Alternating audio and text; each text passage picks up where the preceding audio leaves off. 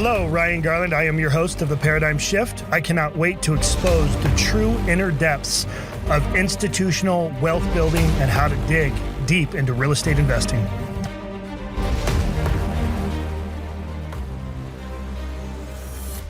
Hey everybody, Ryan Garland here, founder of Paradyme. I want to thank you for joining us today. I am honored to have Luke Steele with Desert Land Group. We're excited to bring him on. We're going to ask him a ton of questions.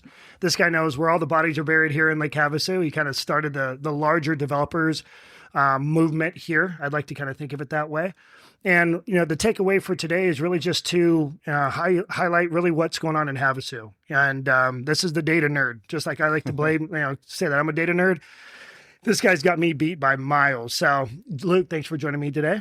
I'm happy to do so. Yeah, we got a cool little workout. We worked out for about an hour before this podcast. So we're still moving and shaking. So if we're talking fast, forgive us, guys. I think you guys will still enjoy it. But, so, Luke, let's talk a little bit about your background. Let's get right to it. How did Desert Land Group kind of get developed and started? And then let's talk a little bit like where you came from to then go into Desert Land Group. Yeah, so I moved out here in the year 2000. I was 25 years old. I was the chief appraiser of a bank that I really didn't even mean to get the job in the first place. I went to college, came back to my little hometown of 10,000 people in Baker City, Oregon, and my dad was an appraiser.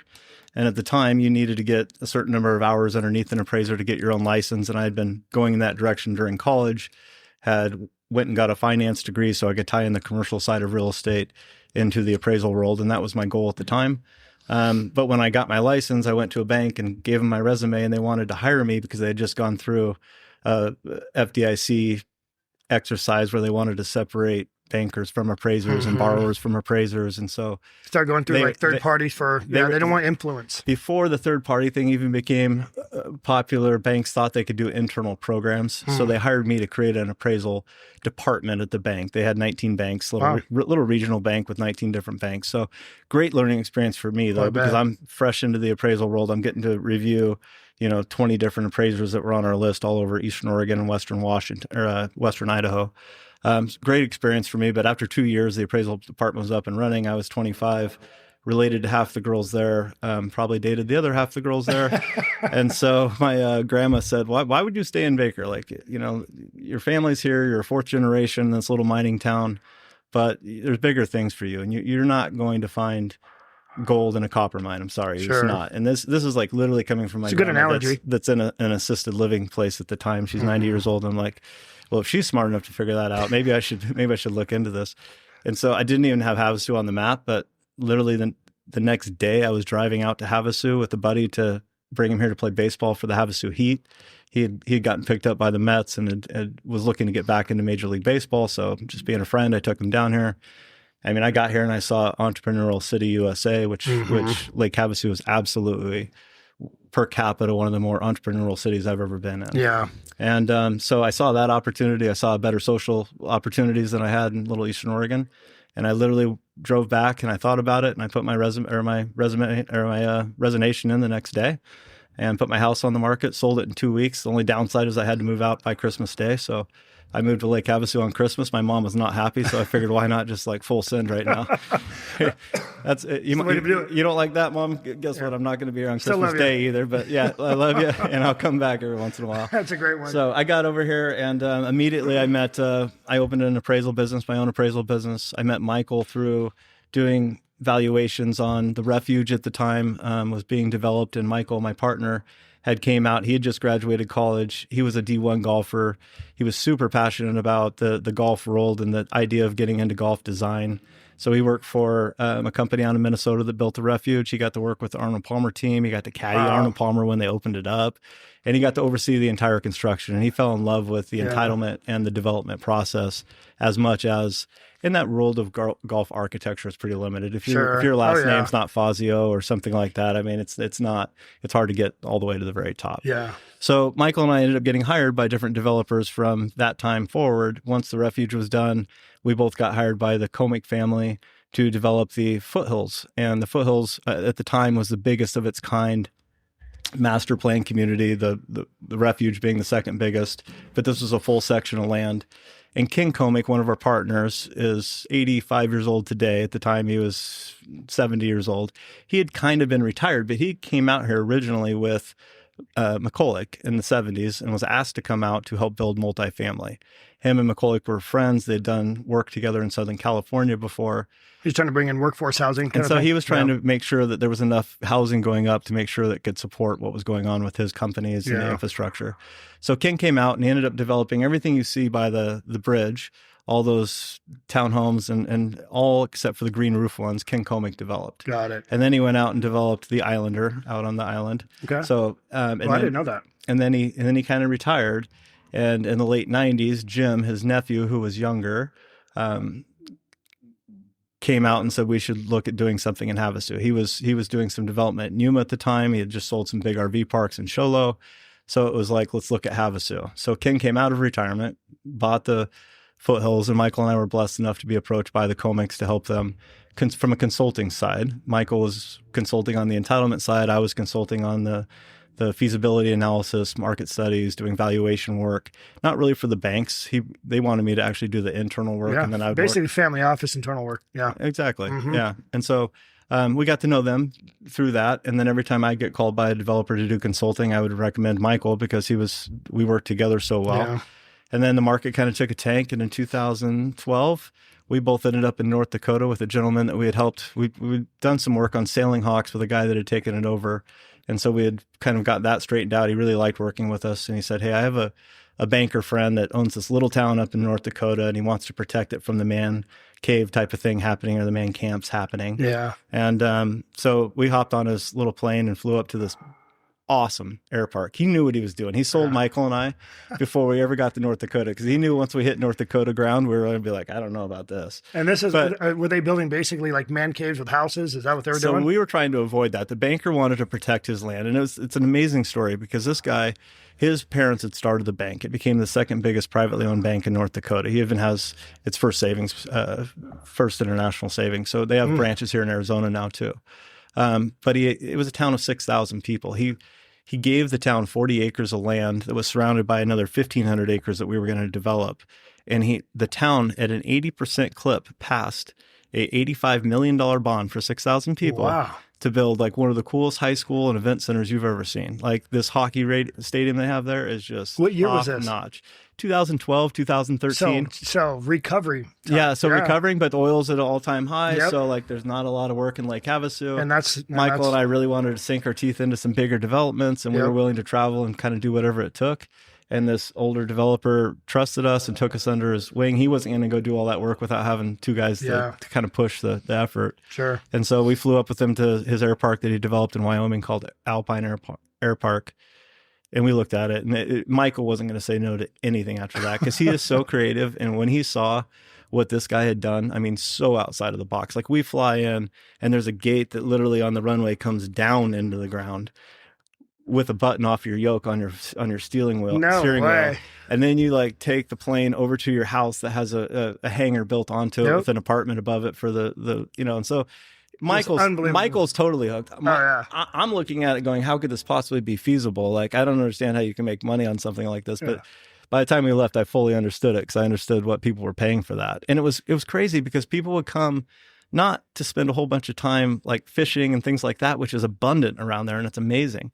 They all have little huskies. They're just aviation nuts. So they fly it in the real jet, and then they get into the hangar and they pull out the little toys and they just fly around. It's awesome. It's awesome. Yeah. So we sat there and we kind of game planned on what we were going to do. We went to North Dakota and we spent quite a bit of time up in North Dakota, and we were very successful in doing what the banker wanted us to do. Great experience. Built things off of napkins. Like literally 3 weeks in, I went to a city council meeting. Michael had been there for 2 weeks before me, like getting all this stuff done.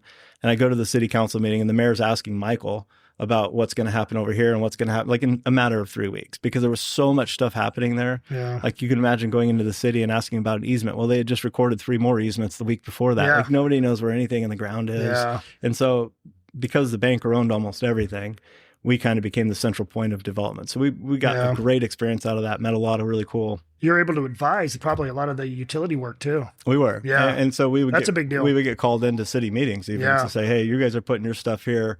these guys need to go over here. What elevation could we go in at? And Infrastructure, we learned a lot of stuff about tunneling underneath existing highways and other infrastructure. And it's just some muddy soup mess there. And so now you have to have a vacuum machine just so you can, you know, keep the hole going. Yeah. And like we learned a lot of things that we never would have learned without doing that. Sure. And when the oil came back and that was done, we kind of wrapped that up. We developed something, sold off an entire park for about $40 million for an industrial deal. Wow. And then we had all the other stuff kind of teed up and the market started coming back. So we got back here, and at the same time, the Havasu market was ramping up. And Riviera had been purchased back in 2006. We'd put that on the shelf after getting the entitlements and everything because of the '08 market. So all that stuff, it just kind of worked out perfect. So Michael and I thought, well, why are we being consultants if we can put our efforts together and really offer an A through Z service? Because that's what we're doing right now. So let's put our money where our mouth is and give up the businesses that we independently own and go all in on this. And it was doing big things from day one. And today we're doing big things with Desert Land Group. And it's been way above my expectations. And I have to say, like, I've seen a lot of partnerships, and there's not one that I'm envious of compared to Michael and I. Like he has everything that I don't have, and I can do a lot of things that he doesn't want to do. And so it's worked out really good. So in 2012, 13, we opened up Desert Land Group. We've done a lot of really cool things, you know, in the community. We were able to help get a corporate-owned golf course transferred over to a local group that's owned it and done a lot of things with it since then. Those are some of the early things that we did. That was the golf course in the middle of town. It was owned by American Golf and Eagle Golf for a long time. And they didn't have any regional presence here, so they weren't putting any money back into it. It's 36 holes, 210 acres of great, you know, centrally located land. But that was fun for us. And then, you know, that kind of led to the market started picking up. So we started doing some other developments, some on smaller scale on our own equity. We started Luxe Locker back then. Yep.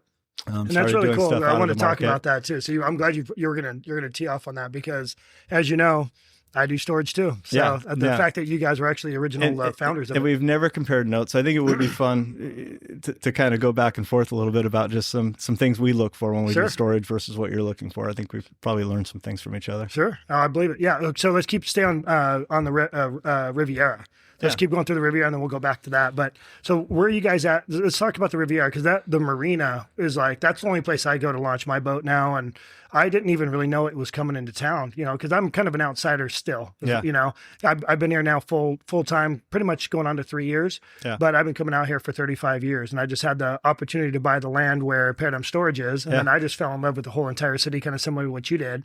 So now I'm just like fully entrenched here, fully bought in, and just falling in love with the place. And the Riviera is the only development that I have not been fully involved or engaged in, because I don't have a lot of business over there.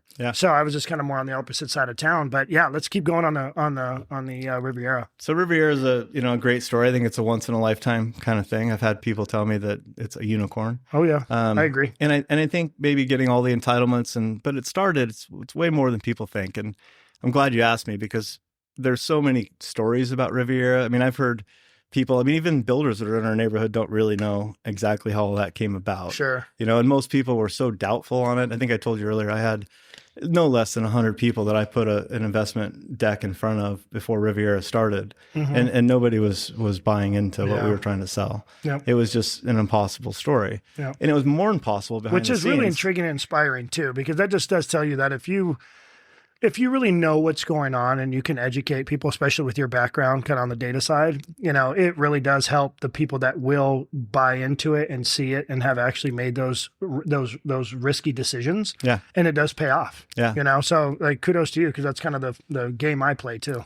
You know, so it all ties into each other, right? So 2006 was the year that Riviera got purchased, the land, but it was in 1976 that King Comic stood on that land with Robert McCulloch, and it was surrounded by BLM land. It was clearly a BLM swap at some point where they swapped something out with the private owner on a more precious spot for conservation or whatever the BLM was interested in at the time. And McCulloch and Ken both agreed, but there was really, with no access, it wasn't very valuable. And one family had owned it forever. Ken and Jim had finally started talking about an actual transaction with this family, and the gentleman was older at the time, and he ended up passing away while it was in escrow. And he had given a couple shares away of an LLC that owned the land to his grandkids, which we closed without those shares in possession and worked through that. But so it was, you know, everything about Riviera was something was a little different. So we always had to look outside of the box. We always had to look at what the need was for the community, whether or not, state parks, BLM, Army Corps of Engineers, Fort Mojave Indian Tribe, Lake Havasu City, all these agencies had to sign something at the same time for this to really happen. So to get the stars to align. And the city had always promised the state parks that if they built a marina, which was really looked at all the way back in the 90s, like Ken Comic and Army Corps of Engineers worked together on finding, because Ken was probably the most prominent developer at the time, they reached out to him and said, we'd like to have another access point on the lake. We'd like it to be on the south side if possible. But Army Corps of Engineers is always going to dictate from an environmental standpoint where really the best site is when you consider everything. Yeah. So it took a long time to study that. That site was always put on the map. And from 1996, when it was identified, to the day that we sat in an office with the city and decided that we would be the ones that bid on the public request for proposal, we didn't necessarily know if we'd get it or not, but we had no plans to build a marina. And even fast forwarding, state parks had raised money, they'd done some designs, but there was always a more important budgetary thing at the state level, whether it was education. I'm sure they were all good reasons, but they never could actually get all the way to the finish line with the funds. Yeah. So they looked at the city and said, well, city, you're willing to build a road down there if we build the marina, but what happens if you guys build the marina? And I don't think the city had any interest in building something that they'd have to operate. Yeah. Most cities don't. No, of course not. And we happened to be the only other stakeholders, so we were in the room at the time. And both parties kind of looked at us and said, well, how would you guys feel about building a marina? And at the time, it was kind of far-fetched, but we said, well, we're thinking just a boat launch. We weren't thinking what you see down there right now. We're just thinking we really need the road, and it would be a great amenity. It'd be great that the people in the neighborhood can drive a golf cart down to launch their boats. So we'll look at it. But we didn't know anything about marinas. Like we were trying to develop a neighborhood, and the marina was an important component, but that wasn't supposed to be on us. Yeah. So it evolved into, yes, it went to an RFP, and we were the successful bidders. And as we went through the process, we started to go do research and development and look at all these other marinas across the United States. We said, you know what, this could be something. This could be really cool. So it morphed into what it is now. And so we went all in on the plans. I mean, we asked for everything that would be good. And we asked for it in the way that, hey, this is something the public needs. This is something the public needs. But at the end of the day, the basis of everything was a high level of service in Class A. And there are not a lot of marinas built. You don't see once every X number of years in Lake Havasu. If you look at it, we only have a few marinas, right? Yep. So let's do this right. And so we went and did a lot of research. We went to marina conventions, and by the time we were done, we didn't even hire marina companies to build it for us. We went down to Mexico and figured out where to fab the steel for the docks. We figured out where to get it powder coated at. Now, it was good, except that we signed contracts in April of 2020. So I want you to think about that timing. Yeah. So for all the steel. Oh, yeah. So we signed this contract, and the steel company was like, hey, the world's going to fall apart because COVID's just coming on right now. So they signed an agreement that was really low. It was great for us. Yeah. But the day they were supposed to deliver it in September, they gave us a cancellation of contract and let us know that, there's nothing we can really do. Like we committed to something we can't do. We can't deliver. And litigation or what have you, that's not going to help because everybody's in the same position. Yeah. So we kind of just took a deep breath, signed back up, and got them going. And luckily, the demand, obviously, what happened in those years with Lake Havasu and it being so attractive to people that didn't want to be restricted to the same level that they were maybe being restricted in other areas, it blew up. Like I live on the largest cul-de-sac street in Lake Havasu, and it's like literally it's at 4 o'clock, 5 o'clock in the afternoon. There's nobody walking around. During those, it was like a parade in my street because all the houses were full. Like, probably only 50% of them are occupied Everybody full-time. From California and Vegas and Phoenix that's locked down, they were here. They were occupied full time. They had their brothers and sisters staying in the same house. Like it was so much activity. Yep. And I don't think people really understand this, but like when you look at the Lake Havasu City stats, our restaurant sales and our hotel stats went 52% up in 1 year. Now, this isn't like a new business where you expect 52% growth. This is established restaurant sales went up 52% in 1 year, and hotel sales were right there with it. And then the next year, 40-something% again. When you do the compounding on that, it's like 120%. Yeah. Out of the same square footage of restaurants and out of the same square footage of hotels or number of doors. Now, we did add a lot of short-term rentals that added to that tax base. So part of it was that. But I think we went from 800 short-term rentals to 1,600 registered short-term rentals in a matter of a year and a half. That's a crazy stat. There's only 30,000 houses in Lake Havasu. So, you add 800 more to that roll. And you see what happened with pricing and everything else. And people started buying based on investment value versus single family live-in it value. So it did a lot of things to our market that we're trying to figure out now. So there's definitely some downside to some of that. But as it related to the marina, it couldn't have been better. And we had a senior housing thing in town at the same time, and it couldn't have been worse for that. So COVID wasn't good for everything, but for the marina, it's exactly where people wanted to be, outside and recreating. And so we just kept building at a bigger and bigger pace. We opened up the marina and the first neighborhood about the same. We opened up the first neighborhood first, and the marina was already under construction at that point. I remember. And it went really well. Like we thought it would take 2 to 3 years to sell off our first 72 sites. We thought we'd probably average around $250,000 a site just based on what we were seeing in the market. That's where we were going to start to create some momentum. And there was the momentum was there. Like we canceled the grand opening with 300 people that were already committed to come. COVID, It was supposed to happen like the very end of March. Instead, on April 1st or 2nd, we started scheduling tours, and we just had all those people that wanted to come out and look, like individual tours. And the first 22 people that came out signed a contract, and we already had the contracts drawn up. We didn't change terms. We didn't change. It was a lot of demand. And after those first 22 people, we went back to our price list and we changed it. And then we signed up another, call it 40 out of 50 people that came, and it was sold out within 6 weeks. Wow. And so we were frantically building the next phase. And the prices went up. Prices doubled from when we started to when we got done with the first neighborhood. And they kept going up for the next year. And then about 2022 is when you saw in Lake Havasu and Riviera, you saw the post-COVID thing starting to happen. But honestly, it fell back a lot less than I thought it would because there was so much of a boost at the beginning of that. So Riviera was definitely a long road to get there. And we're our Michael and I really worked a lot with Jim Comic. And Jim was the younger nephew, and he was 56 years old, and he passed away unexpectedly, and we miss him terribly. I heard he was a really good guy. He was an amazing guy, and he was Michael and I both. It was incredible because I'm really good with numbers. Not very many people can keep up with me unless even if they have a calculator, they still have to listen. And Michael is such a creative guy, and Jim had it both. And it's such a rare thing. And Jim had the benefit of his dad kind of mentoring him and his uncle Ken mentoring him, and the thing that I pull the most out of that, honestly, is that he loved what he did. And that, in development, that there's nothing to love sometimes, but getting through the challenge, he showed us how that was what you bring it on. Let's get through it. Let's do it the right way. And I guarantee it's going to work out at the end of the day. Luke, that you nailed it. This is why I wanted to bring you on, is to highlight the craziness and the demand that's really going on in Lake Havasu. So let's keep moving this forward. Where are you guys at now with the Riviera? So fast forwarding through all those entitlements and everything, we've now been open for 5.5 years. It's actually 6 year now. We've sold 320 out of the 335 sites that we've built. So we are frantically building the last neighborhoods.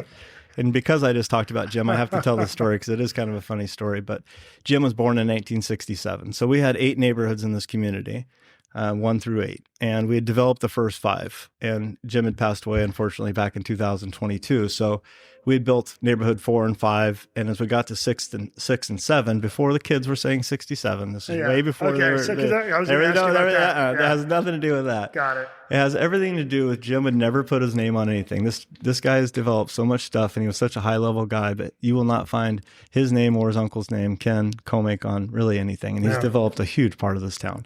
So instead of putting his name on something, we called the neighborhood 67 because it was the year he was born.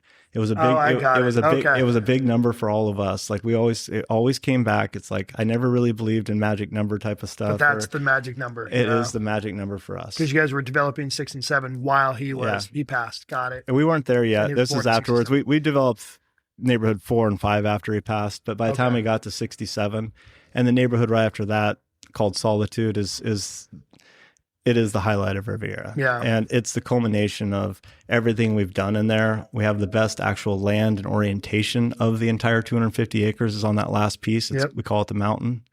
It'll be known as Solitude going forward. But it sits right across from Copper Canyon. And it has a view to the southwest of rugged mountains in the background towards Parker that nobody can see from anywhere else in town. Like it literally is a one-of-a-kind view. And it is my favorite. And you have a 180-degree view of the lake.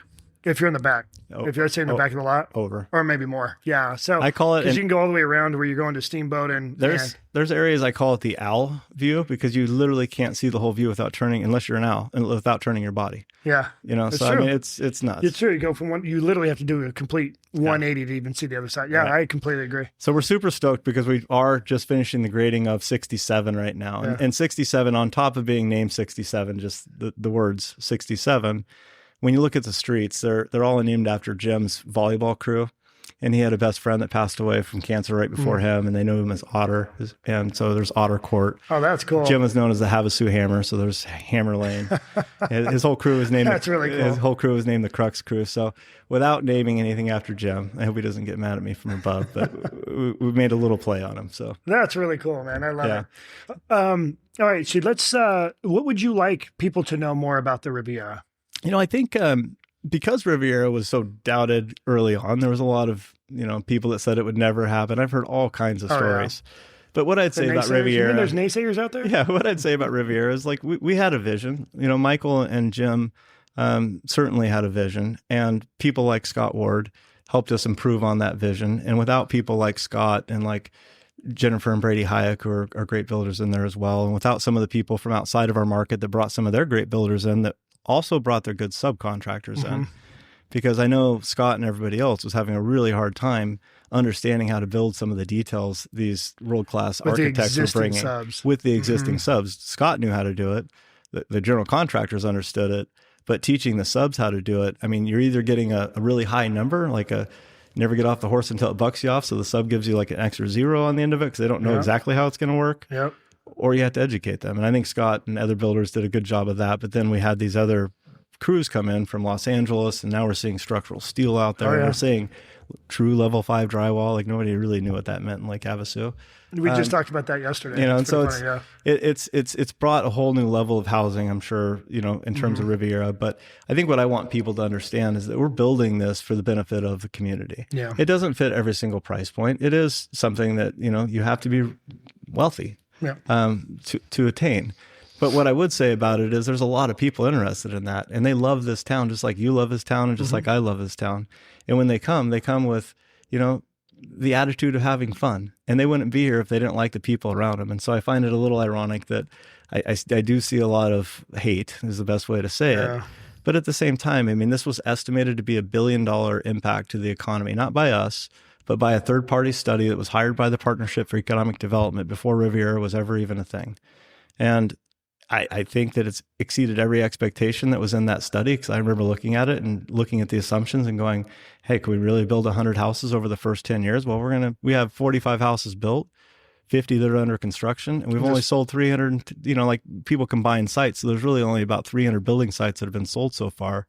So to have that much activity this soon, and the average price, I would tell you, take out of the 100 homes more or less that are being built or have been built, take 20 out of those. Those are the spec inventory. It's more like 15 probably. But you take the average price of the ones that people are building for themselves, custom, it's probably definitely north of $4 million. Well, Scott's got one going on for $10 million right there on the corner over there by where he built the other kind of row of properties. He's got some pretty big.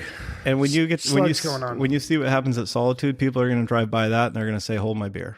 Oh yeah, it is going to be nuts because we're building sites out there. Like the one thing we underestimated is that everybody would build out every square foot of potential. I mean, literally, retaining walls and everything else. They're using every square foot that's available. The last two phases, it's kind of a culmination of everything we've learned. So we don't have anything that's smaller than an 80-foot wide site. Yeah, every site is, like in the Solitude, we're half an acre and up. And the sites are, the streets and it's going to be used. It's going to be used.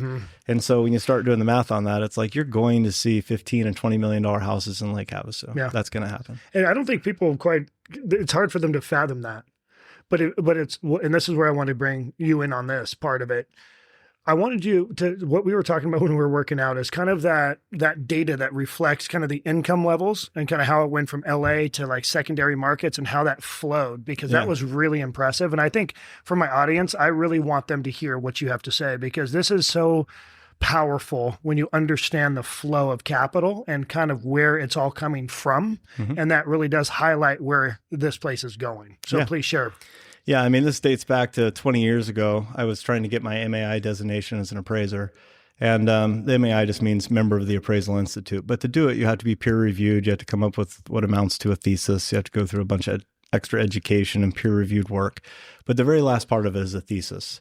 And you want to stand out because you have these peers around you kind of looking at your work, and they're going to ask you hard questions. And I'm not a big market guy. I'm a tertiary market guy. So I don't have all the tools that these other big markets have. I mean, they have third-party companies that study every single angle, and they just pull the studies. I actually have to do the studies. Yeah. And so what they wanted me to do is show them a fundamental analysis. And usually in the appraisal world, that means a mathematical equation that works, right? Like if you have 1,000 people moving into town, 2 persons per household, well, you need to build 500 houses. And if the average income is $50,000 and you can afford 30% of that for a mortgage, then you can afford $15,000. So you can do the math on what they can afford to pay if they put 20% down. That's the price point you're supposed to build to. Yeah. Well, if anybody was to ever follow that fundamental analysis that's supposed to be a fact in Lake Havasu, it would turn out totally wrong, because Lake Havasu is not driven by median family income. It's driven by second homeowners. Yep. It's driven by tourism. It's driven by people that are spending a lot more money here when they're here than they would when they're even back home, and they're accelerating their spending. Yep. And so what I set out to do was try and prove that without knowing exactly who's in my town, I can tell you kind of where they're coming from, and I can tell you roughly what they're going to spend on housing, because we shouldn't build 500 houses that are in that price point. We need some in that price point, but we need stuff that's not even showing up on this study. Yeah. So what I did is I started looking at, okay, Lake Havasu restaurant sales. They're collecting $100 million in restaurant sales. You can back into that from the tax. It's verified by the state. Divide that by the percentage they charge. Okay, they're doing $100 million. And you're telling me that there's 60,000 people here and they're making 50,000. That means they're spending like 20% of their income on restaurants. And I think that everybody knows that's not the case. So where is that money coming from? It begs the question. So now let's look at hotels, and now let's start looking at some of the upper neighborhoods that are selling. Where's the concentration of zip codes? And what I was able to do is literally map out the highest end sales were concentrated on closer to the ocean in California, whereas a lot of the sales in the middle of town and the infill neighborhoods that traditionally sell for a little bit less, they were concentrated in the Inland Empire. And so by correlating all that out, I was able to prove to my peers that even without having a census that tells me something, I can come up with a pretty high correlation and confidence interval by looking at all these things through regression analysis and playing around with different variables and seeing where it tightens up at. And by doing that, I was able to kind of identify the demographic that we'd be shooting for in any kind of upper end neighborhood. And what's funny is I did that without even knowing that we'd developed Riviera at the time. That was it prior. wasn't even useful. This is prior. This is like, I mean, I had done some studies for Riviera, but I certainly didn't go into that geeky analysis to figure that out, right? So, I mean, we had our own theories about it, but it definitely far exceeded what we ever thought would happen. But it was interesting to see people that are nerds like me, like their jaws dropped when I presented it to them. And then after they got to ask me questions, they're like, that honestly is brilliant. Yeah.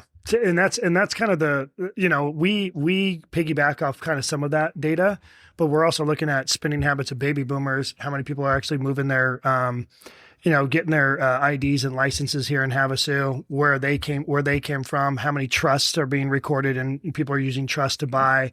We're looking at company sales, deferred sales trust. We're tracking a lot of that data to identify kind of the spending habits of boomers, and then obviously where they're going for healthcare.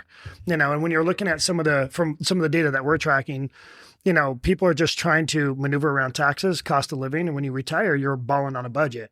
So now you're constantly trying to identify how to live a good life, buy all the toys that you want, and be amongst friends, which is important. And the political environment has really pushed people here too. The volatility has really driven a lot of people here, and it's accelerated people's exits out of businesses and pushing themselves into retirement.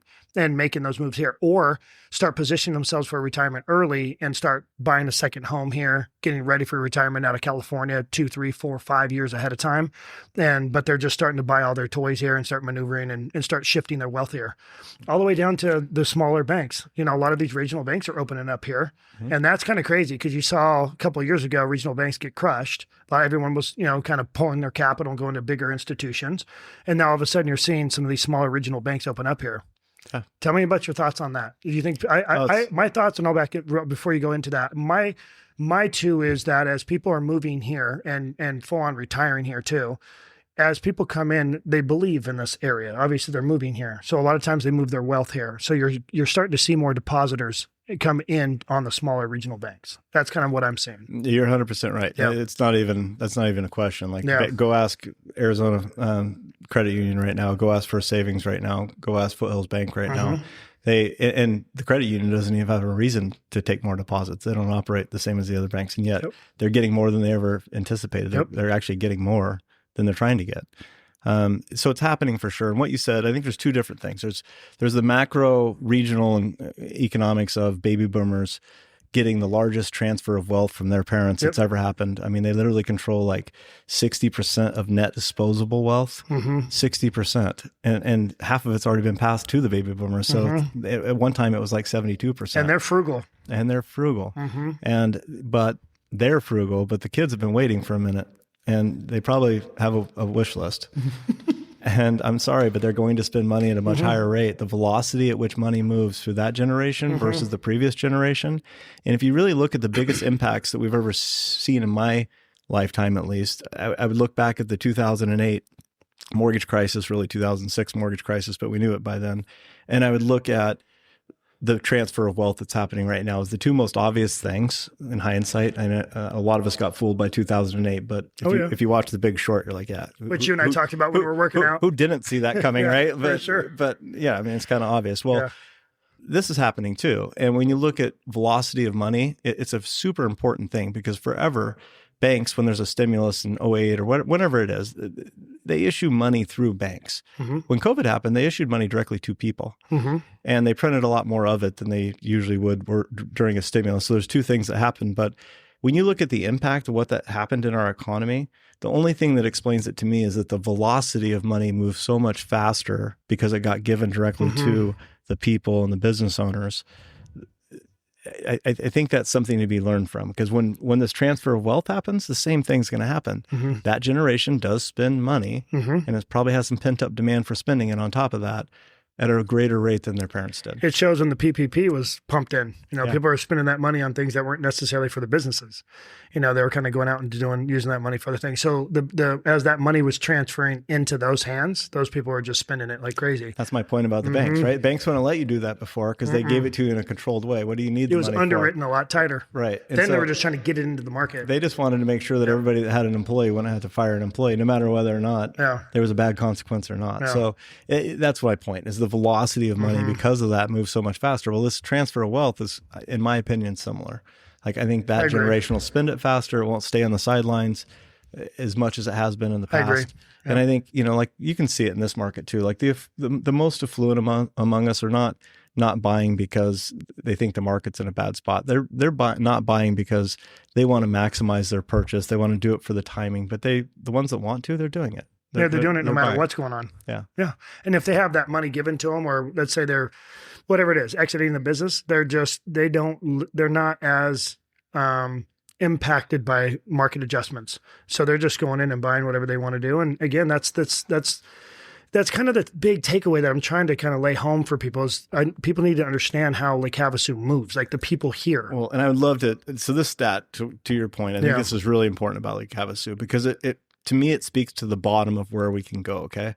All this money is on the sidelines. On top of that, we have a very limited supply of what can be built in Lake Havasu. There's 2,000 finished lots left in Lake Havasu right now. The only land that will become available in the future is Arizona State Trust land.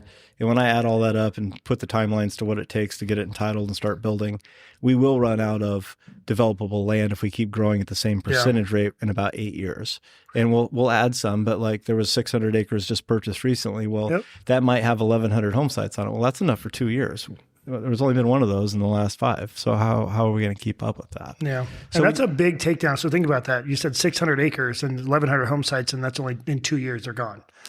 That's a lot. And Havasu, if we kept up with our population growth, we're not building quite that much. When you take Lake Havasu stats and the county stats that are applicable to the Refuge and some of the communities that are considered Lake Havasu, but they're technically in the county, we're building around 450 to 500 homes sites a year. Yeah, right now. I'm looking at the permits that are pulled. Yeah. I'm looking at those numbers. So and the city's like 250 to 280, but then you look at the other stuff that's surrounding it, and you get a little over 400 over the last 3 years on average. Yep. So we're building actually a little bit underneath our population, and that's because of the affordability of housing, I would tell you. But there's actually a pent-up demand for it, which adds to the argument that I have that we aren't going to see a huge dip in Lake Havasu. There's no such thing as a 2008 coming, because that was an excess of land, an excess of supply. We actually are in a deficit right now for supply, and it's only going to get worse. And on top of that, to your point earlier, to kind of circle back to that, the money that's coming into Lake Havasu is totally different now, and there's a higher demand because of political reasons, tax reasons. Retirement is coming. Cost of living. I see firsthand what you're talking about with people setting up their retirement, their exit plan 3 to 5 years from now. They want to buy something in Riviera so they know where they're going to be 3 to 5 years from now if they can't accelerate it otherwise. So I feel like the bottom of this market, if we ever do have a downturn, and I don't see that right now. It's been a very stable market. We've had some post-COVID declines in some of our leading indicators like retail sales and like restaurant sales, but we're talking like a 4%, 5% decrease in a couple of those categories in the face of 120% increase when you count 2020, 21, and 22 together. So 4% down off of 120. You kind of really can't even really factor that in. That's not a thing. It's not even we've stabilized is the best way to say it, right? And it's if you stabilized at that level? It's stabilized well above where I ever thought it would be. And kind of back to your point about like Havasu being a small market, tertiary market, the reason we don't have, Trader Joe's we're not going to get that. We just don't have there. But the reason we don't have as many of the franchises that you see in a bullhead city is because our demographics. They need to read my thesis study so they understand, like, it's not the census tract. You can't look at that. Like, it's not going to give you good information. I didn't know if I wanted to bring that up during this podcast, but man, I'm telling you, the data that's out there on Google doesn't make any sense at all. It's because it's not right. Yeah. So like we work with Green Street Advisors, and I'm thinking about engaging with them and doing like a huge write-up on kind of all these little things that I want to just kind of pull together, right, for kind of our brand. Yeah. But those are the groups that they will do a deeper dive, and they actually, and you know Green Street? I do. And I tell you this, like I could be a huge help to them because my appraisal database tracks stuff all the way back to 2000. Nobody has that except for my database. So I would hand that over to them because they could do a lot with it in terms of trending and a lot of the stuff that I've done. Well, before, when I engage, I'll just introduce them to you and pull some of that data because I'd love to put that in a deeper report. I would love to just give it to them and perfect. I'd love to see what they come up with too. I got a really good relationship with a guy in there. I actually went to high school with one of the guys they're one of their data analysts. And so he hits me up. I'm on like all their free like emails, and I get all the data and all these asset classes and kind of what's going on. So that's actually how I kind of maneuver a little bit around our movement on what we're doing. Yeah. And it does allow us to kind of look at construction costs because they break that down and, material bottlenecks and what's going on with tariffs. Like they really give you real data and like stuff you can watch the news all you want, but like boots on the ground data, like that's what you do. And that's why I respect you guys so much. That's why I wanted you here. Cause I want people to really know there is a difference between what you see on the news or online or what have you compared to what's really going on. And at the same time, this is kind of funny. You brought this up during our conversation earlier. Because of the nature of the generation and the wealth that is being moved here, those people aren't naturally loud people. They're not on social media. They're not wanting people to know the moves that they're making. So there is, where I'm a loud guy, I'm all over social media, have these big old platforms, right? But that's what we do to build what we're trying to do to raise capital. What you're seeing now are the people that are actually moving here are those people that are exiting businesses. They're trying to, mitigate risk. They're just trying to lower their stress and they're just positioning themselves. So it's just the most amazing thing to see how much is being sent here, but that's why it's so hard to get the data because not everybody wants to know what's happening. So a lot of for example, the majority of my investors, I've seen a huge difference over the last, since let's say COVID, since 2020 to now, from, IRAs were really, really, really big about 4 years ago. Those IRAs went from like 50%, 45%, 30%, from people trying to invest. Now I can only take in so much in IRAs per offering, right? You probably know about this, but I'm seeing a huge shift on not as many IRAs making investments. I'm seeing dry powder and a lot of 1031 exchanges, a lot of deferred sales trust, and a lot of kind of positioning for taxes. A lot of the investment strategy that we have more tax credits involved. And that's what people are really, tying themselves to. Even people that are W-2 employees currently are looking, but they're making so much money, they're looking for tax credits.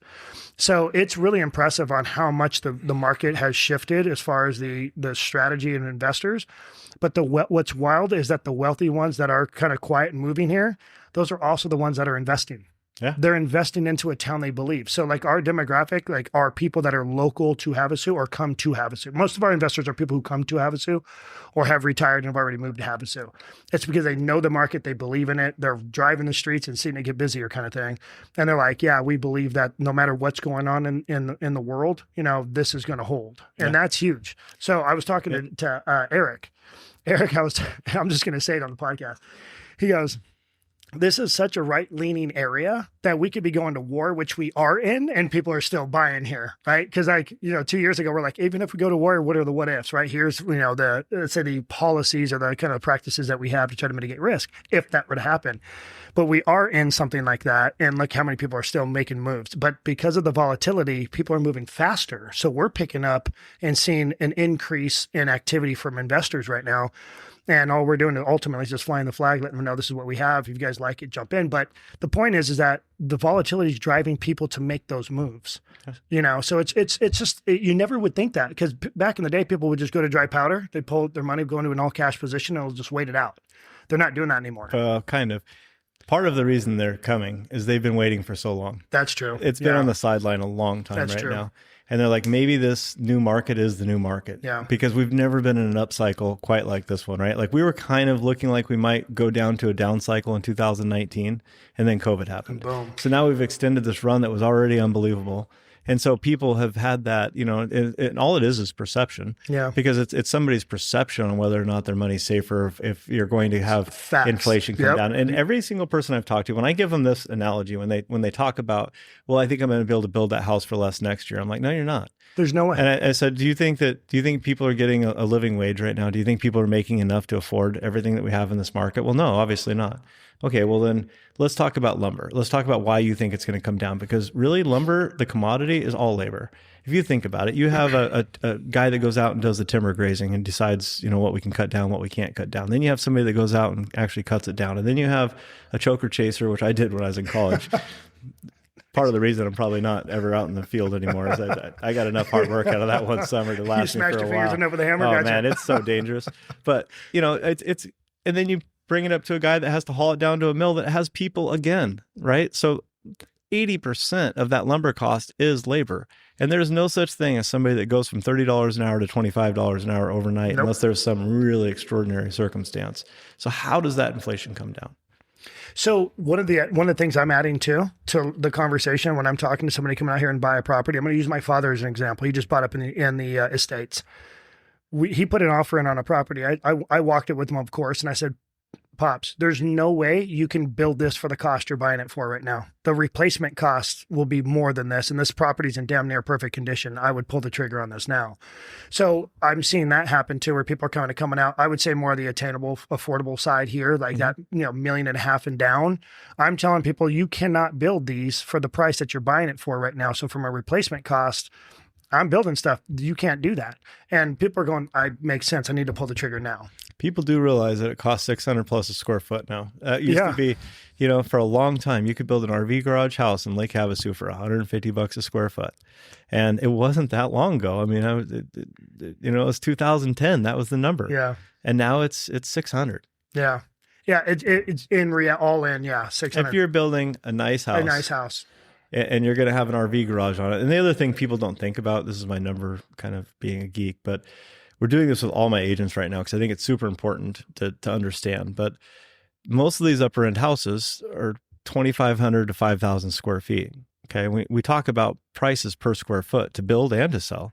but yet they're building another 2,000 square feet with tongue and groove ceilings, like more finishes outside on a patio than you would ever. And you have 4,000 square feet of garage. It's not even part of the consideration. So kind of going back to what I talked about earlier, I've correlated now sales with price per square foot under roof.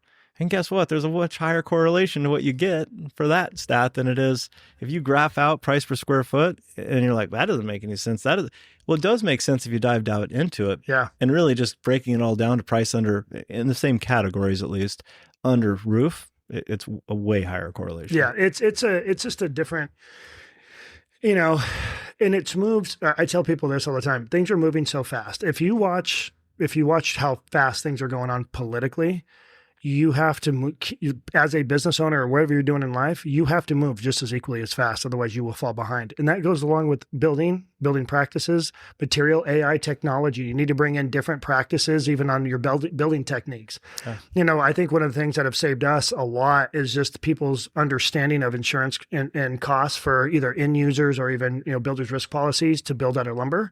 The fact that we started moving to steel a long time ago helped us a lot. What was helping me was, and I don't know if you know much about this story, but when the pandemic hit, we decided to make, a big push towards Nashville. The Southeast was just a big deal for us.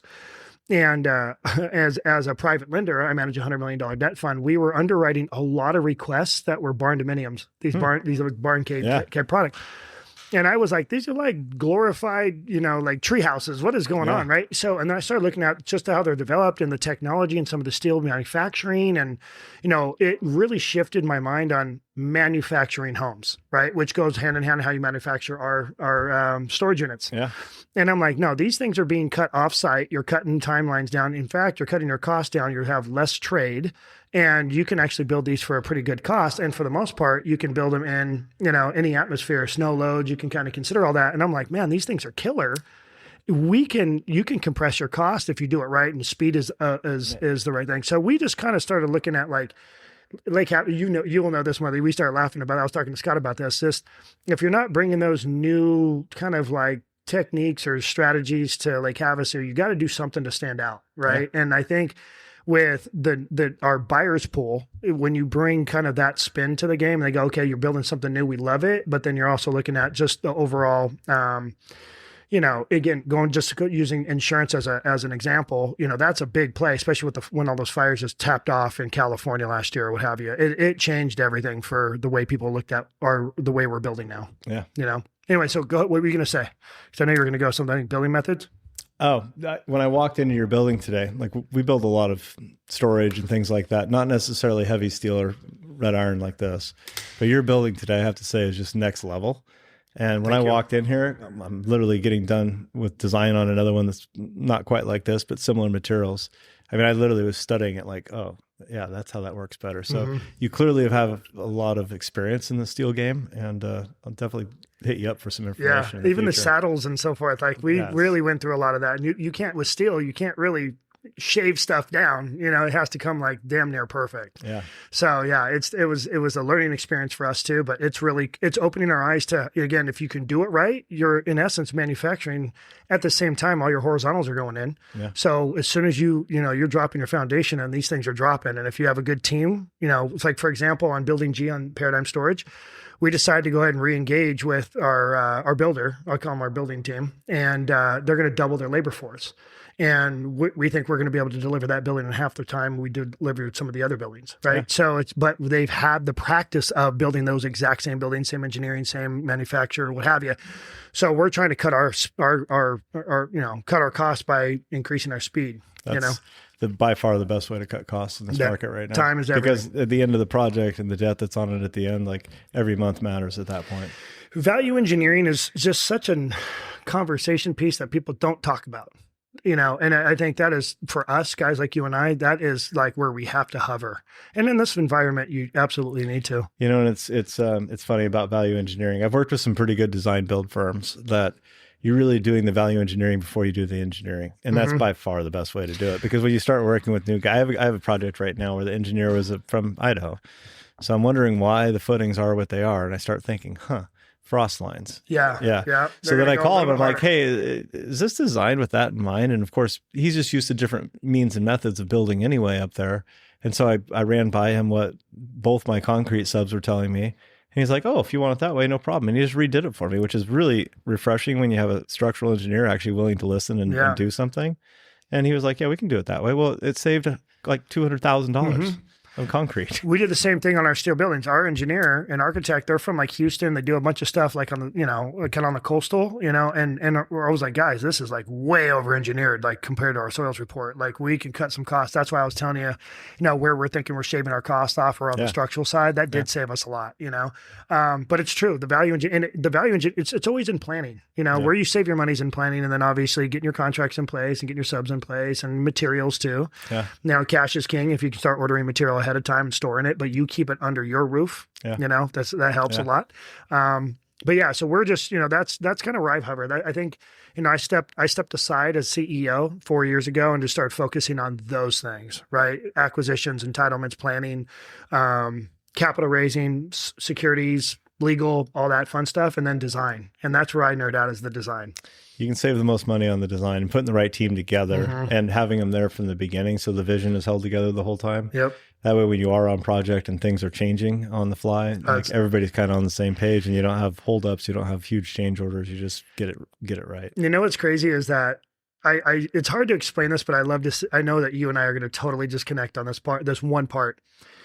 When you do what we do, you make decisions on the fly in the field that are like, could be epic in how it turns out. And it seems like sometimes it's on a daily basis, and it's just so hard for people to think, people that are closest to me are like, I don't know how you deal with the stress. I'm like, you know what? I don't either, but it's taken a long time to figure a way to build the scales to deal with it. But it's just the cost of doing business, and, but it's so, you feel alive. And it's the most beautiful thing when it actually comes together. It's like worth it. It feels like you have real purpose, and then people fall in love with it and build memories. And, like this fitness and health center here, people are just coming to me, telling me about, how much this is their mental health, those type of things. When you start getting that type of feedback for your design and hard work, it changes the way you feel. And I can only imagine how you guys feel about the Riviera, because honestly, man, that is one of the most beautiful projects. And I've traveled the world, and I will tell you, this is why I love to be here. Here's where we're trying to go with Riviera right now. And I think San Diego, Phoenix, and Vegas,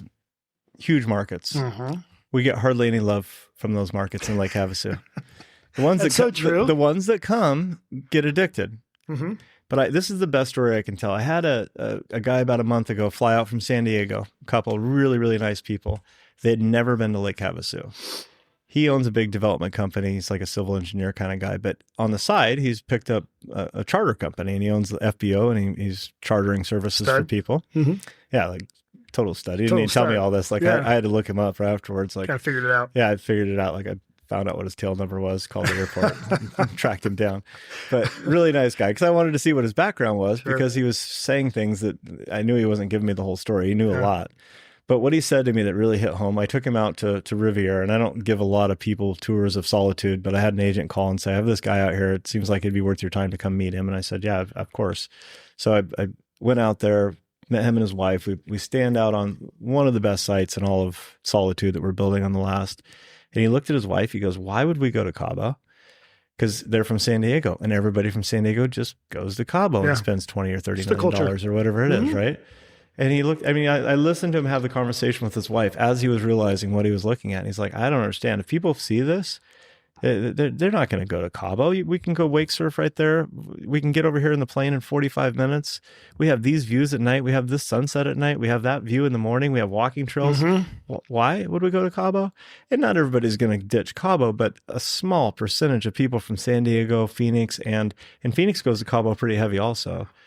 I think Lake Havasu over time is going to be a very good substitute for that that type of trip. Isn't that right there? So let's hang on that for a second. So I've been down to Costa Palmas, where the Four Seasons is being built, and that whole man-made marina and all that stuff. You probably know what I'm talking about. I do. Is this the surfer that's involved? No, this is it's 1,600 acres. It's got 2 golf courses. There's some big institutional backing here. To give you an idea how big this project is, they basically went into an old fishing town with 3,000 people and basically employed all of those people that were in this little tiny, fishing town to develop this project. And when you go through there's old retired like Navy SEALs that are there, private security, and you go through 2 sets of gates. I mean, it's like a whole thing, man. It's stunning, beautiful. Yeah. I actually sat in a restaurant with my wife at the time, and there was, Larry Fink was sitting at the table, the CEO of BlackRock. I know exactly who Larry Fink is. Yeah, and so him and I had a nice conversation. I'll talk about that later, but it was kind of, it was a good conversation. But, that's the type of capital that was getting pushed into developing this project. And I did not know this until I started mingling and talking to people that are around there. Anyways, the point is that was probably one of the most beautiful places I've ever been. And look at the sunset right now. Man, look at that view from the office. It's stunning. I mean, Havasu has the best sunsets consistently of any place I've ever been in the world. Mm-hmm. And I've heard Hawaii's special, but it doesn't really have anything on Lake Havasu. If there's a fire in California and the sun's going down, that water's going to turn pink, and then it's going to turn the sky even more pink. And if you're wake surfing on it right when it's going down, I don't know where else you'd want to be. It's gorgeous. Yeah. And I think that's what I'm trying to lay the hook in is like when you're here and you spend some time here and you could fall in love with the people real quick too, because there's some really good people here, but it's so beautiful and so peaceful that that's why people fall in love with it. They don't want to leave, and they start going, okay, well, hey, honey, let's not go to Cabo. Why don't we just go right here? Yeah. Because a lot of times they're like, hey, our kids are over here. Our grandkids are much closer. It's just easier to kind of get to. And, we're also amongst friends, you know, and that's what I want people to start seeing. If you haven't been to Lake Havasu, you have to come here. You will understand why people are flocking here, So we did a survey of the PED. I sat on the PED board I just kind of gave up my seat this month. So I've been on it for 15 or plus years. And Michael and I collectively sat on the planning and zoning commissions for 10 plus years. He was on the county one and the city one. So we love to dive into the community, but through the PED, I got a lot of good data because they would hire studies sometimes. And of course I'd help advise on what kind of scope we'd need for the study to get the information that we really needed. And what they're trying to accomplish. They did a study one time on the favorability of Lake Havasu and how recognized it is. So they sent a bunch of stuff to Oregon and Washington. They sent some to the Midwest. Southern California, we didn't need to send because we knew that. Mm-hmm. And Canada. And this is probably back in 2010 before the Canadians stopped coming quite as, in large numbers like they used to. We saw a downtick in like Palm Springs area too. Yeah. The loonie was at an all-time high. I mean, there's lots of reasons for it. But when we looked at those studies, there was it was some insane number. Like you would expect 40% of people to say, I love Lake Havasu, I would go back. It was like 75%.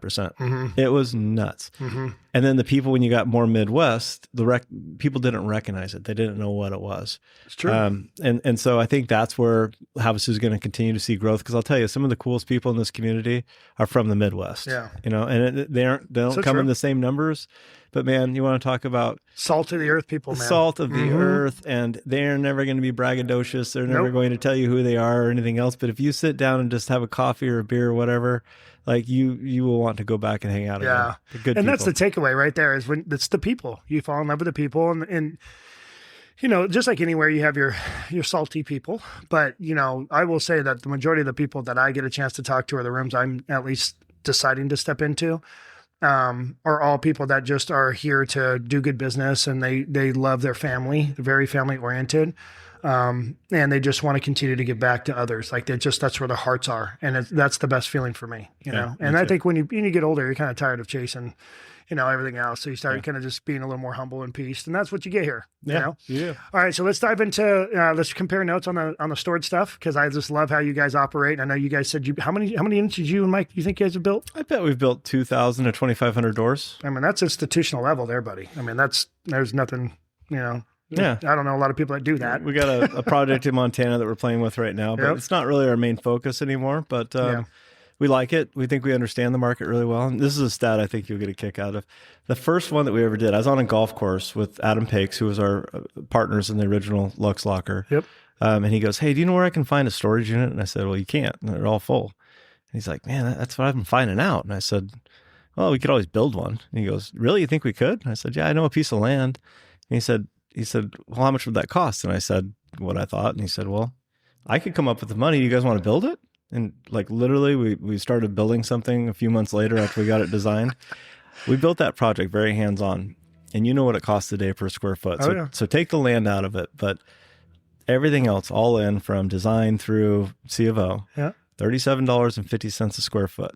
How long ago was that? It's 2015. Yeah, right. Yeah. And now if I told you 90 was my last project, you'd probably bet the over on the 90. But and part of that's not quite as hands-on because we were doing stuff for free that we would otherwise charge for if we were working for somebody. But we couldn't have built it for, we could have built it for 45 or 50 back then. Yeah. And now it's double. Oh yeah. Easy. Yeah. I mean, I'm over $100. I'm like 104 a foot on Paradyme storage, but that's also all in. Yeah. And then I think on my other project, I'm at like 140 a foot. So it shifted big time, you know? It does shift. And so you just named a per square foot thing. Like one thing I like to do when I go into other markets and I'm trying to find the demographic that we want, and I always look at land on a price per square foot of the building area you're going to get. Like everybody's like, I'm going to pay $10 a square foot for that. Usable land. No, that doesn't matter. I'm going to get 40,000 square feet on that piece of land. So I divide the price by the 40,000 square feet and I'm paying $18 a square foot for the land that I can build, right? And so I'm paying $18 a square foot into my building costs. I'm putting it on the same level. Man, that helps me streamline all that analysis so much because you go into any market, you have swamplands in some, you have FEMA in another, you have easements, you have the usable land area of every parcel in every district is different, but you can kind of normalize it like that. And that's what I always try and do is try and It's a good way for rough numbers. It is. It's a really good way to start honing in and filtering down to things you really want to look at. That's a really good advice for people. You know, they're kind of trying to get into the space and kind of a good little metric to chat. And they do it on apartments. It's always when you're buying dirt, how much am I paying per door, right? And the same thing with single family production neighborhoods, at least. Yeah. And nobody really does that in the storage market. I don't know why, but we do. Pretty much the same thing almost, you know? It's exactly the same thing. So Paradyme storage, I think we were kind of the first ones to bring in, already, and correct me if I'm wrong, you're going to know probably more than me in some cases, but, temperature controlled units. And just what we gathered was people just want turnkey stuff, and that really helped us, I think, on our sales. Yeah, we'd put some in a little before you, but not all in like you guys did. Like you're on almost all your units like that. Yeah, they're all, We were always like 25% of our units are going to be the upgraded units and where we ran into problems, and you've obviously solved it, is the amount of electrical load on some of those sites started becoming exponential because of the length of the runs of those wires and so forth. So we always tried to try and size our overall electric, and if we had enough, we would put up the HVAC in. We didn't do that at first, though. We kind of evolved into that by 2018, 19. In other markets, we started kind of, in high-end markets, we'd do 40%. Yeah. In Chandler, we'd do 60%, but not all of them. When you plan it, I mean, obviously we're planning it with all of that in consideration. So that's where we're able to plan for it. But, if that's the problem, it's such a massive increase in cost that it's really hard to justify because it's just so much. And then, so you're like, what are you going to sell these for? So obviously what you're going to put into it, you need to make sure you're making a profit. But the other side of it too is the insulation. We decided to insulate literally every piece, and that helped a lot. But there was times where we realized not everybody's going to use their air conditioning because they don't want to pay for the electric bill, right? So we'll put it in, and it's good for resale if they want to resell. So it's like, hey, look, if you can have it in, if you want to resell it, you can. We were even thinking about putting the infrastructure in without the actual head unit. And if people want to put it in later, they could do that. So we've kind of looked at everything that, we thought would work, but we just said, screw it. We got such a good discount on just doing it all in bulk. Yeah. We're just kind of, what we did is we just passed those costs over to the buyer, but we didn't really change the increase in cost. So like, let's say it costs us $2,500 to put in it per unit, just a 14 by 50. Yeah. I didn't increase my sales price necessarily to chase the more profit because we delivered that. It was just, we're handing that cost over to our buyer going, hey, if you were to do this outside, it's going to cost you $5,000. It's going to be double the cost. Right. That's all we really did. That's a good way to sell it. I mean, that's it. And the only reason we don't do it all is I always look at any project we're doing and try and find a diversification of prices that are going to match the buyer set that I have. Yeah. The one thing in this market is there's 12,000 doors in this market now, and everybody has, doors that don't have HVAC behind them. So when you're building 200 units into 12,000 doors, you're still a really small percentage of the overall market, and you're going to take people from those 12,000 doors because they've been wanting that HVAC for a long time. So it's a brilliant play on your guys' part because and they've sold so much faster. Like we built that Showplace deal right out by you, and the units that we put HVAC in sold. Gone. Yep. The other units a little harder, you know. And I look at it. I think it costs. You said 2,500. Yeah, that's the mini split system, but by the time you add in the insulation you put into those, so you can put the HVAC in there and the extra electric load, and are you putting 100 amp in there or less? You know, like it all adds up, and it's probably I would say it's more like $10,000 a unit by the time you do that. I think it was more like 11, to be honest with you, with electrical and everything else. You know, all the way down to where we saved a little bit was we ran all the condensation lines like through the walls instead of like on the exterior. So a lot of that was already pre-plumbed like before we paneled and put insulation in. So that helped a little bit. But that's not by much. That's not enough to really move the needle. Over time, when a lot of units you're chasing that number, but when we were going to insulate all the walls regardless, we would put the head unit in, you know? So it was like, just do it all at one shot and just increase the value. I don't know if this is true or not, but we looked pretty hard at Lake of the Ozarks. It just kind of seems like a natural fit, right? And so I have a buddy moving there right now. And he asked me, hey, would storage work here? And I said, well, I don't know. I just talked to him today. I said, I don't know, but I know a guy that I'm going to talk to tonight that I think has looked at that market pretty hard. So I'll let you know. So without dropping a name, I have a connection to a guy who's the largest landowner right now in Ozarks, one of them. And he owns a ton of businesses there. He's kind of getting tired. His son, unfortunately, ended up just getting into a position health-wise where he can't take over the family business. And his grandson is just too young. So he's been injured and he's he's on his last leg. And so him and I have been talking about where I can repurpose a big position of his real estate holdings, but it's all just land. And so I'm looking at some of those parcels right now on putting some Paradyme storage on it. And it's really close to water. I mean, some of them have lake views. I mean, some of them are real close to marinas, launch ramps and so forth. It pencils for sure out there. And to be candid, your labor costs are cheaper there. Your materials obviously are all kind of fixed, but your labor costs are a little bit cheaper there and they have the labor force. So what's nice is you can, and I know this sounds kind of harsh, but just to be candid, you know, you have more subs that can bid the job. So you can negotiate better rates on the building cost. And you can increase your labor force. So ultimately you can build faster. So you can actually make more money out there. And the demand if you look at, like, for example, if you look at how many RV parks are going in just where they're, you know, ready lots, tie-ins, and they're just, you know, it's crazy. Well, what's happening is these people just want a place where they have covered and power so they can, you know, store their toys. And these toys are not cheap, as you know. I mean, these people they're investments for people now. This isn't just like, you know, a small boat back in the day. People are going like, this is an asset that if God forbid something happens, my wife's got 200 grand, 500 grand have access to, you know, that type of stuff. So people want to keep good care of it. But then also you get the bonus depreciation, you get some real estate holdings, you get some tax strategy by owning some of these, right? So it's like, when you look at what the absorption rate is there and the demand, you can build another 1,000 units there in the next 4 or 5 years and it'll be sucked right up, you know? Sounds like you don't need to take a trip. Yeah, I'm totally down. And I know where all the little hidden spots are. And I know some of the projects where people are ultimately trying to get out of and have more land to sell. I've been keeping an eye on that pretty quickly. Here's our take on the Montana project. I want to put this out there. Okay. And this is, I think this is going to work really well for us. And I love this idea for the Ozark market too. But we ran into a concierge business up there and he works with a lot of dealers. So we found this spot right on the highway. You know, the land behind it goes deep and it's long. It's perfect for storage. Yep. So, you know, we love the idea of building that dealership out front. Yep. And having a gate that's right next to it that ties back into the storage with roll-up doors that also tie into the storage. Because we believe that dealer will sell at least 10 units for us a year, if not more, just from people he's selling boats to. And then on top of that, do they have a mechanic there?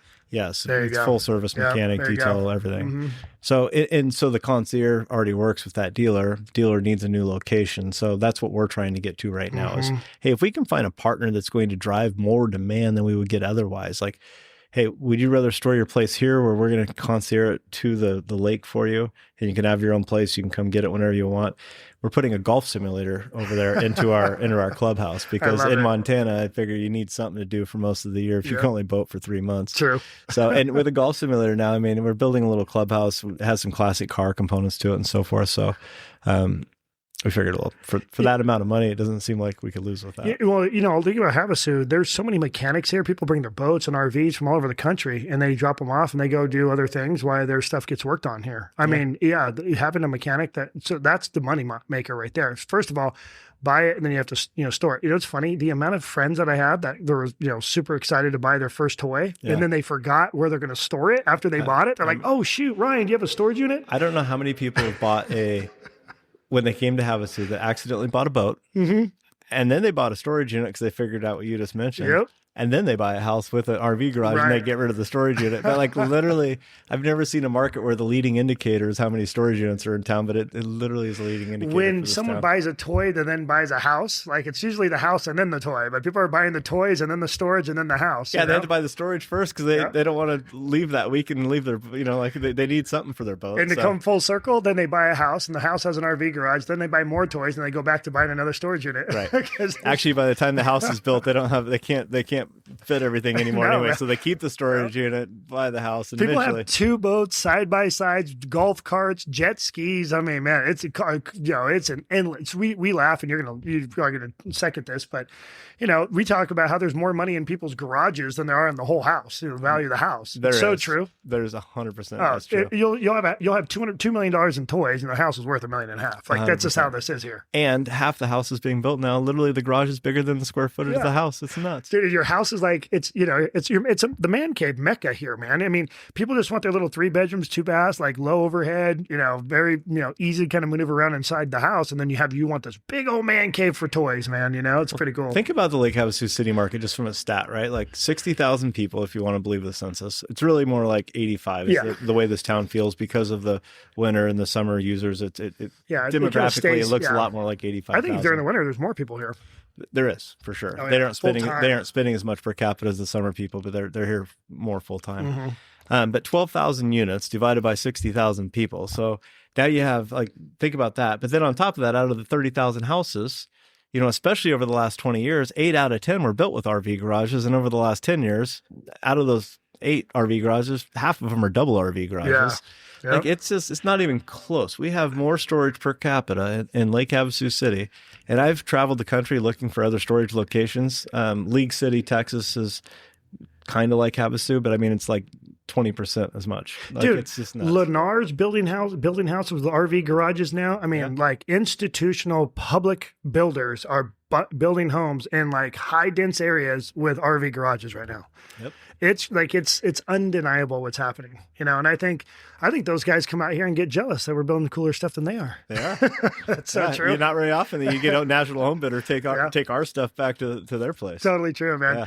All right, Luke. Well, thank you, buddy, for joining me today. I really appreciate it. For people that want to get a hold of you, what's the best way? Email, website. What's the best way to get a hold of you? And what's the best way to kind of keep up with you guys and what you're doing? Yeah. Our website's great. Desertlandgroup.com. HavasuRiviera.com is a secondary website that we have. Love that. If you want to talk about Riviera, my sales team is fantastic. I have 8 different agents out there that will be there. Well, I work out with one of them every morning. You do, yeah. He's new to the team, and I expect him to do big things. He's doing great. He has great attitude, and he knows a lot about real estate. So very smart guy, and I love his angle on everything. So cool. He's doing it for the right reason. Cool. So yeah, call us out at Havasu Riviera.